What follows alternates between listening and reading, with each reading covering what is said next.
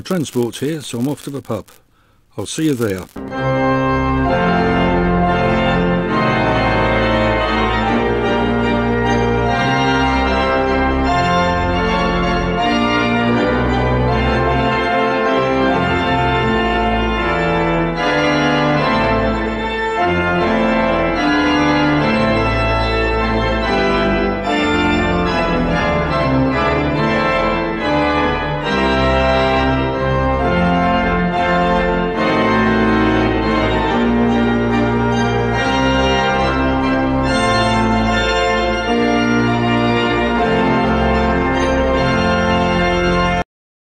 Well, that's Mars out there.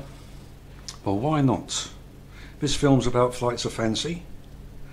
I'm a science fiction writer. Why shouldn't my local be up here? Well, according to a friend of mine, there's a very good reason. The trouble with Martian pubs, he says, is they've got no atmosphere.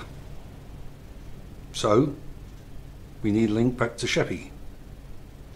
It won't be easy, but let's have a go. Back in the early days of the Mars landers, a NASA official was describing how the solar panels couldn't generate enough electricity at night, so the machines had to be switched off. The worst possible thing that could happen, he said, would be when the cameras were switched on again in the morning and they found a footprint. Well, imagine this Martian puzzling over this strange object that's fallen out of the sky. And here's the link, because if we go back to Laysdown at the beginning of the 20th century and the old boys coming out of the pub in the Rose and Crown and seeing these strange objects lumbering up into the sky. Okay, it's a bit tenuous, but you try and do better. Now that we're back on Earth, I'm joined by Larry O'Flynn, who's the landlord of the Napier, and he's also our anchorman. I'd like to thank you, Larry, for letting us use your pub. It's not the usual sort of pub activity, is it? No, it's not, Peter, actually. You come to me a few months back about ideas about making a small movie for the a breaking news, and you followed on then with this about the aviation history of Sheppey, and you know, it's a pleasure to let you use the pub. Thank you. Were you surprised to discover that Sheppey has got such an important history in British aviation?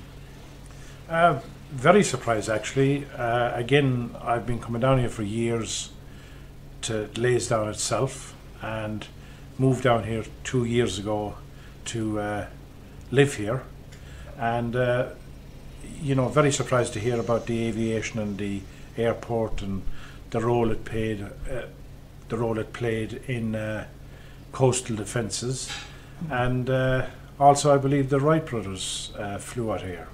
Yeah, that's right. But now, Larry, you're going to introduce our first contributor, and then you're off to Eastchurch, I believe. Yeah, that's right, yeah. Our first storyteller is James Apps, telling you about poor old Norman Pearce. Right. You remember Norman Pearce? Yeah. Yeah, he lived up behind the Leas. Used to bounce along the waterfront, running and jumping like a bird, you know. He had this crazy idea that when sprinters ran, they spent half their time in the air. He reckoned that if he could get both legs off the ground at the same time, he could fly. He used to watch the birds flying around the Leas and used to perch himself on the top, on the cliff top, and look out over the water. One day, I too will fly as free as a bird, he said. He bought a trampoline to help him learn some aerobatic movements. And Molly, that's his missus, puzzled by his sudden obsession with keeping fit, demanded an explanation. Patiently explained his theory.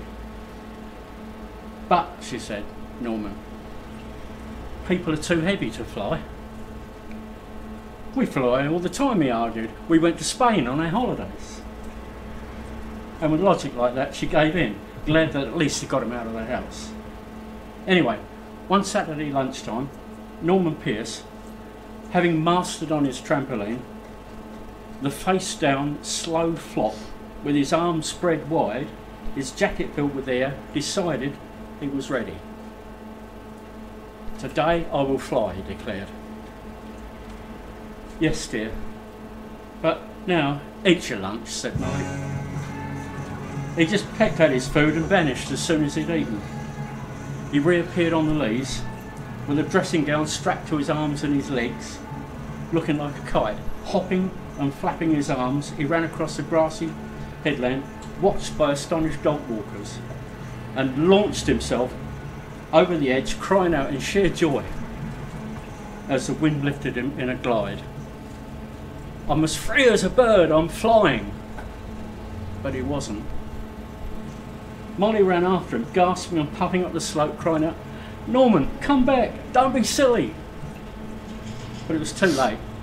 He was gone, tumbling like a wounded pigeon, and broke his neck on the rocks below.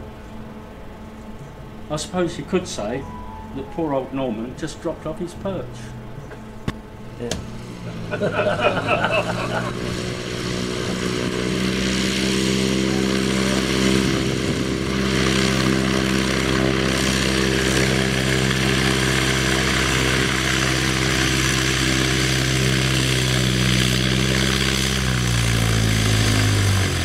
I'm here at Eastchurch Airfield and I'm joined by Mr. Max Potts, who's been connected to the airfield for many years. Max, this is a working airstrip. Can you tell me about who uses it?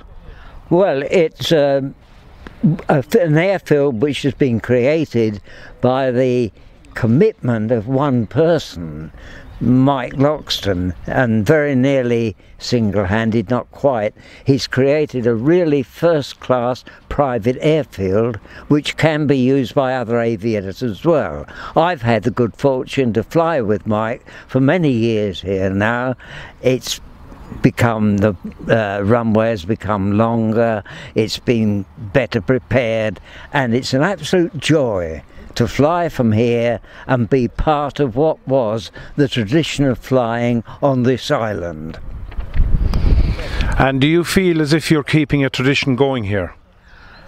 Well, you can't help feeling that you are linked with a tradition, and I'm sure the people who live on the island will quite often reflect that 100 years ago the Short brothers, the Wright brothers, Rolls, were flying here, the first aviators in British history, and still there are people with the commitment of Mike Loxton flying on this airfield. It's a unifying factor.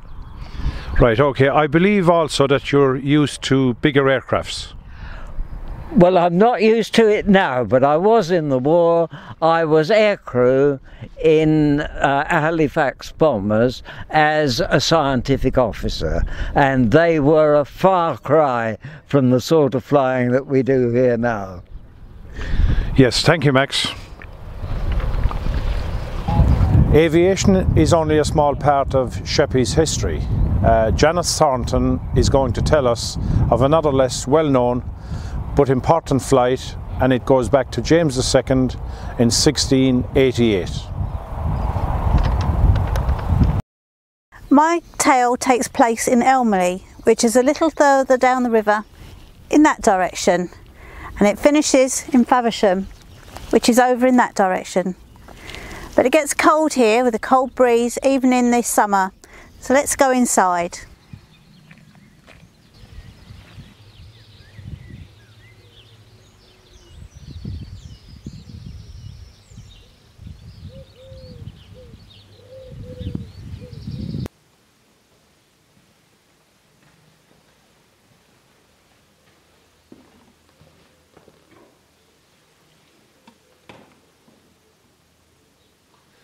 Look, Will, who's that in that ship called Samuel Ackhurst, fisherman?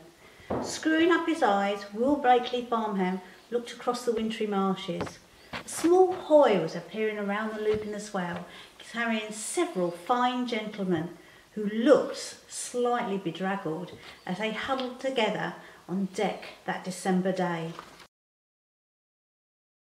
Why, I do believe it's that renegade Jesuit Edward Petrie. See what fine clothes these Catholic priests wear.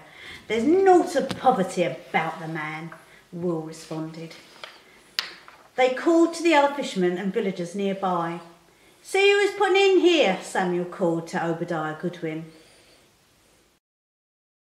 It's that hated priest, the king's privy councillor, Will informed them. Let's capture him and lock him in the privy where he belongs, and send for the magistrate. The small posse gathered on the quay, ready to help the ship to land. They held an arsenal of makeshift weaponry consisting of billhooks, pitchforks, scythes, gutting knives, ploughshares, hoes and the like as the ship pulled alongside. As the fellow fishermen, strong from hauling in the nets, pulled him ashore with a prized cod, the gentlemen realised that far from helping him, they were manhandling him. Look here, I'm the king, he protested. Stripping him of his valuables, they bundled him and his retinue into the nearby farm, barricading the door while they thought of what to do next. They exchanged looks. Maybe he was the king. They looked at the coins, went back to the house, looked at the king.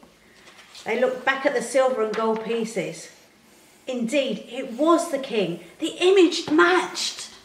Will slammed the door quickly, and they all stood with their backs to the barricades.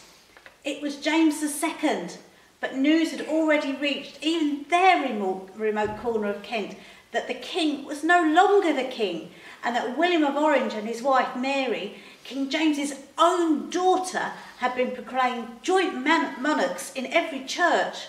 He was an ex-king, and what was to be done about that?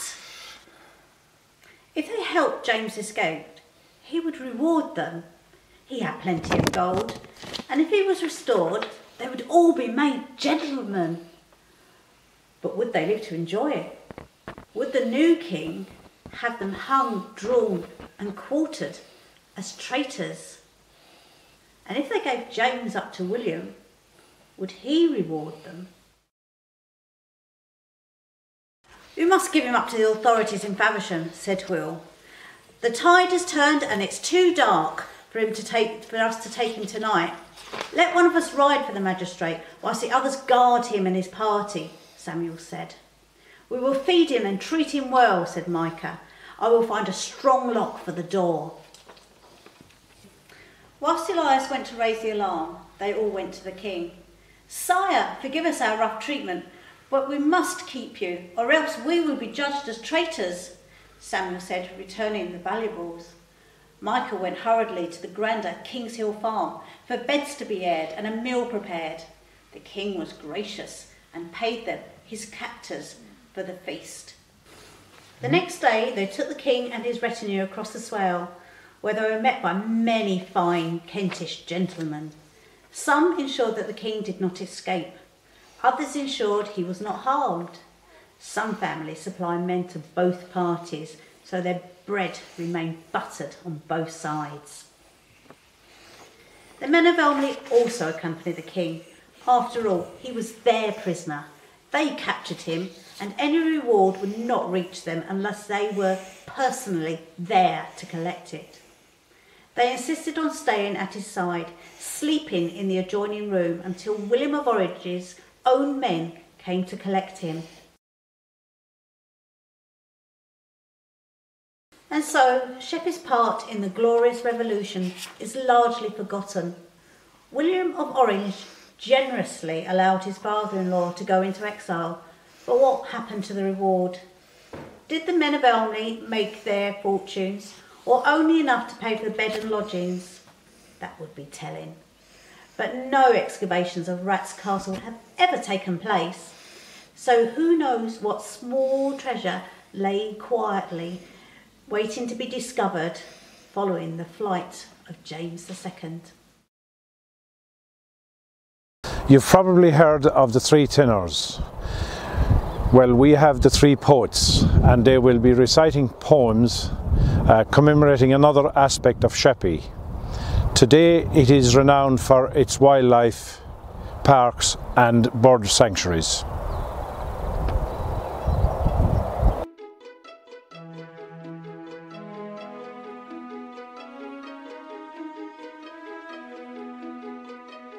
wandering. The mud-worn, all born from this land's dark dirt. I see them threading amongst sudden squalls of gulls, waterbirds, spiralling down a long cycle of cycles, endlessly seeking refuge.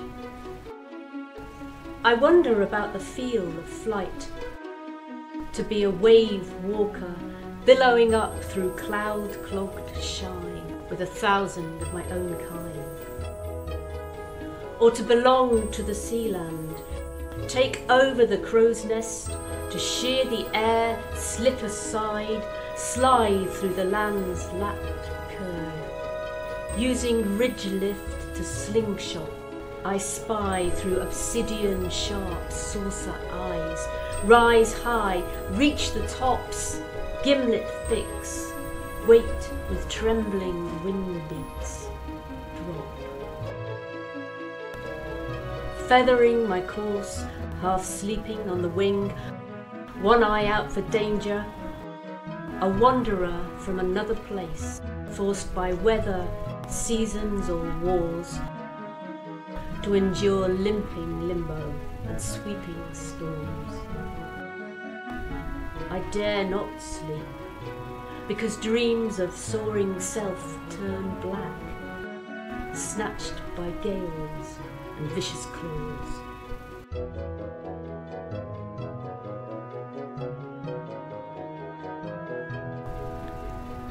Everything is flying, ducks and eagles, wrens and seagulls, blackbirds, blue tits and bats, moths and beetles, wasps and weevils, and pigeons being chased by cats, ravens and kites, gnats, midges and mites, swifts and 50 types of fly, storks and thrushes, dust from brushes, and planes that leave streaks in the sky.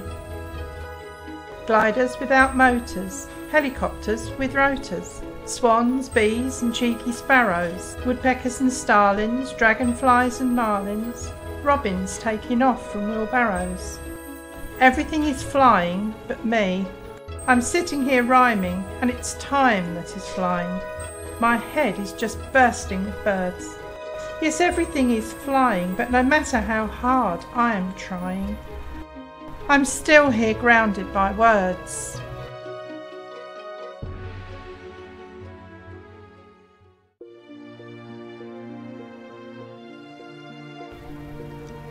Pteranodon, pterosaur united.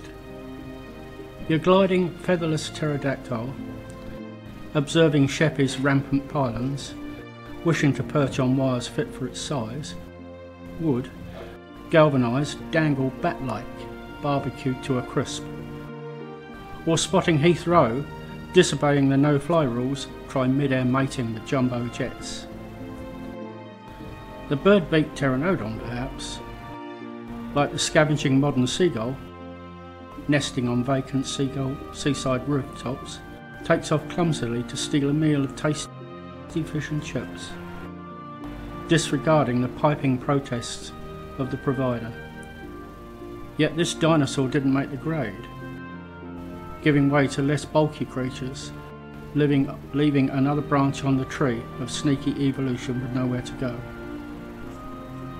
Archaeopteryx, a feathered reduction more suited to sitting on telephone wires, like a composer's musical score, fills the avian gap, an inspiration that created the Spitfire and the 747, gave us the bouncing robin, that jolly icon of the seasonal feast, wheeling graceful seabirds, diving for food, and our gardens visited by the starling and the sparrow, whose pterodactyl attitude unites the ancestry of perfected flight. Aviation began with the Wright brothers in Kitty Hawk. Ruth Partis tells the story from a very different point of view. Kitty Hawk, December the 17th, 1903. Blacker than black, the raven sat looking into the distance. His eyes, sharp as any bird, were focused on the human activity in the distance. He'd often seen these men. They arrived with weird constructions which they threw into the air and watched in amazement as they crashed, usually nose first, into the ground. The Raven liked the men being there. They reached the wilderness near Kitty Hawk by driving, and the wildlife was still not used to dodging their motorised machines. Once they'd passed, the Raven was able to go and pick up a freshly killed bird or a rabbit for an easy meal. On this day it was mid-December, and not a time when a free meal was not appreciated. Indeed, while he watched the men, he was pulling the flesh from a rabbit skin underneath his huge claws with his vicious beak. The men did not notice the bird any more than they'd noticed the rabbit. All their attention was on their latest machine. It looked like a huge empty box, but without sides. Really, it was just a frame. The Raven took very little interest in the men. He'd seen them here many times before, and he had no idea what they were trying to do. Eventually, the shaky-looking structure was pulled by 6 men to where they wanted it. One man then laid in the middle of the structure, and the Raven looked up as he heard an engine splutter into life. Another man ran alongside the machine, and finally it rose a few feet in the air, and the man on the ground had to let go. It was in the air for 12 seconds and travelled about 40 yards before it bounced back to the ground. The man on the machine wriggled off and ran back towards his companions. They were all leaping in the air and shouting. The Raven watched them shaking each other's hands and slapping each other on the back. The Raven realised that these men were actually trying to fly. He let out a loud, rough squawk and rode easily into the sky. Knowing they would ignore him, he flew right over them and swooped low over their heads. He gave them a full demonstration of his flying skills. He swooped high and low, fast and slow, all the time calling out his rasping song. Finally, he threw over the flying machine and delivered some white guano onto it. The men were so busy celebrating that not one of them noticed the bird's flight, or indeed heard the Raven's laugh-like squawking "nevermore" as it flew away with a final turn before it rose in the sky and flew off into the distance. Students from Canterbury College are helping us with the filming today. I'm joined by Jack B, who is not only a student but a presenter on Sheppey FM. Jack, what's it like being on this receiving end of an interview? It's not as alien as you might think it is. I've been on quite a few interviews at Sheppey FM on the radio, for various reasons, such as just being a youth or being a student, being a carer, all sorts of things like that. So it's not that uncommon for me. It's a question I was asked, but were you surprised to learn about Sheppey's contribution to British aviation? Initially when I heard of it, yes, but that was many years ago before I joined this project. I've always, for a few years now, I've known about the island's important impact on aviation, the origins of it, or even during war times where it was an airbase to defend Chatham's naval dockyards and all sorts of things like that. Every year there's a service commemorating the early pioneers. The next piece is the students' contribution. Banner bearers, halt! Banner bearers, into line, right, turn. Banner bearers, old banner bearers. Stand out, hey!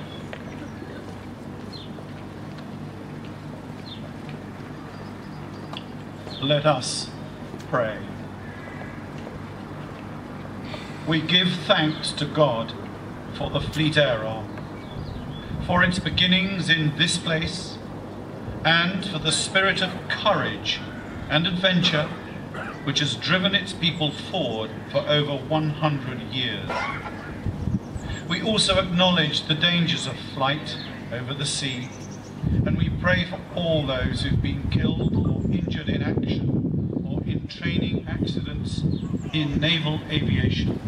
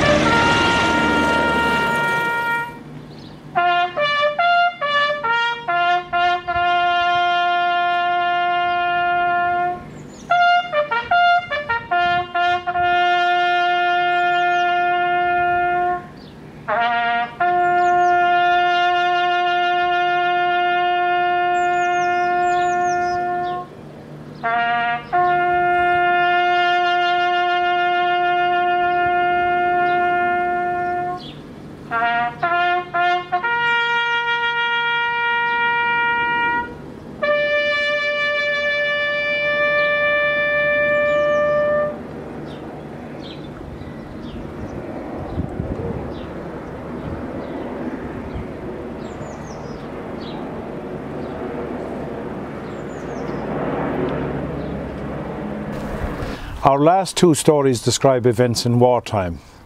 One from World War I and the second from World War II. Imperial Germany's Gotha 4, a much feared heavy bomber. Power, twin engines, 260 horsepower each. Maximum speed, 84 miles per hour. Maximum range, 500 miles. Service ceiling, 16,500 feet. Ordnance, 1,000 pounds of bombs. Armament, 3 machine guns, providing good field of fire, except directly beneath. Major design defect. Fuel tanks located within the engine nacelles easily ignited upon crash landing. Feldwebel Albert Meyer. I once flew as the rear gunner on one of those. Our commander, also the observer, was Lieutenant Hermann Messe, and the pilot, Lieutenant Joachim Frottmann. I can tell you exactly what happened. Remember it like yesterday. It was an evening just like this in November 1917. After briefing, the three of us walked to our plane. Lieutenant Messe told us we were part of Operation Turkenkreuz. We were going to fly with 23 Gotha bombers at 5,000 meters, heading for the Thames estuary. There, the main wing would swing right for London, but we were to continue on our course to bomb the Medway Industries. Don't worry about Tommy, he said, but Lieutenant Frottmann was not so sure. It's when we come down to drop our bombs, that's when we'll hit trouble. Tommy will be waiting. His new plane is highly maneuverable. Our commander just laughed. You always worry, he said. He thumped the body of our Gotha with his gloved hand. Designed and produced in Germany. Best engineers in the world. Tommy has nothing that should worry us. The commander then looked at me. Albert, as soon as we have cleared the Belgian coast, look out for unidentified aircraft. Thoroughly test your guns. The rest of the flight will be doing the same. We were over southeast England when 3 Gothas developed engine trouble. They turned back. The larger part of our group then split from us and headed for London. We continued on our course. Suddenly, the weather began to close in. Visibility became poor. There was already plenty of flak about. We lost height to come in and drop our bombs over Sittingbourne and Sheerness. Sheerness was a strongly fortified flying base, providing protective air cover for the naval bases at Chatham. At this height, the next thing we knew, Tommy was all over us. The sky was full of slow Bristol fighters, but there was a new type, which was fast. This one flew rings around us. It was the Walsey Viper SE-5A fighter, England's best fighter plane in the war.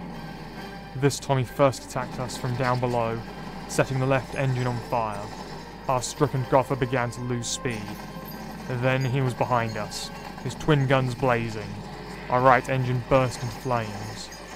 We were going down. Down. Down.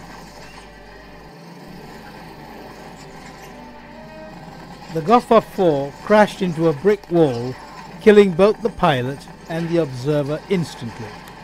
The rear gunner survived, though suffering from serious injuries.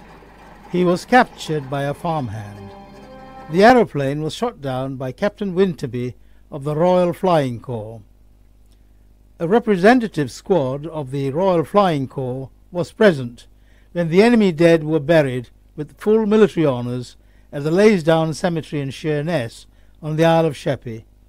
Several civil dignitaries also attended. Greater love hath no man than this, that a man lay down his life for his comrades and his country. Man that is born of woman hath but a short time to live. Earth to earth, ashes to ashes, dust to dust, in the sure and certain hope of the resurrection to eternal life through our Lord Jesus Christ.